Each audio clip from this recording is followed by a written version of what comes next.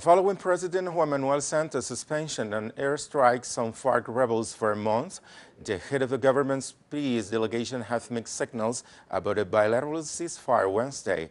However, as our correspondent Natalia Margarita reports, experts and peace activists want this to lead to broader initiatives to de-escalate the conflict. Los bombardeos sobre los campamentos de las FARC. Security and defense expert Alejo Vargas considers this latest decision as highly significant, as airstrikes have been one of the main attack strategies used by the government against the FARC in the past 10 years. If the government stops using airstrikes from 1 month, that evidently means that the suspension of the most lethal weapon they have been using, and that is an important step taken by the government in the direction of de-escalating the confrontation.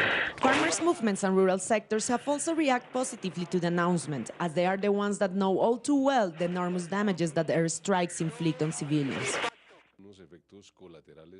It results in collateral damage on the rural population living in the conflict regions, resulting in damaging of houses, losses of animals and crops, and all the terror that airstrikes create among civilians, especially children. So the decision to suspend airstrikes has been received with joy.